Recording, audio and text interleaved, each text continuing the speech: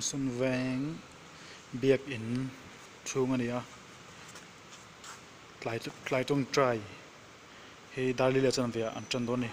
voin hi ni som pakhat July sa hele som pakwa ani hei umun siam hi afel ema tlai tin tlai tong try kal thene kan pi po upoto takin tlai tong try an kal ni tuna hian midang hi kan ngak mek ani kai pe tlai tong try hi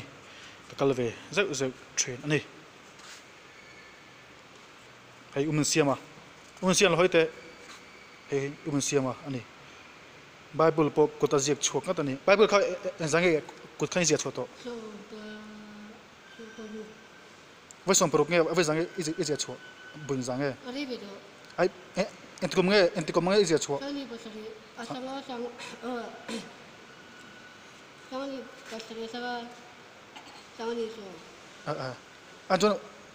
vai zange izia chuak are sito la are be do vai ni nge vai thum nge vai khat che atam au tumenza atam mangel examo sang ni somni pathun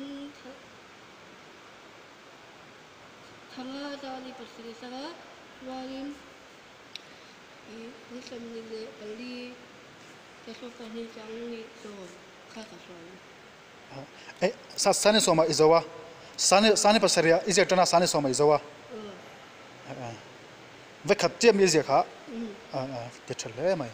Bible kota ziak chuak ngat ani sane pasaria tana sane soma azawani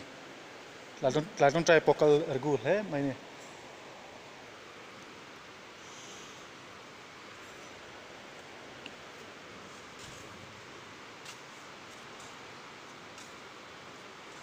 rola he asura pona na sur me kani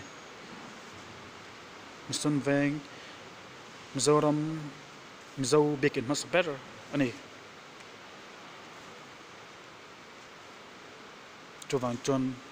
alu em ani pai mo ma lali so Christian biak in min pek masak ber ani a ko san min pek masak ber ani a chuwang chon kangai hlu tur ani a kangai hlu apai mo em ani etla tun try te ni tin tla tun try hi anezia metang tam tak missionary te ram chan te dam lo te la ko san chung pastor te la rongbol tu san tan te atun try thin ani metang po rong kal zel nga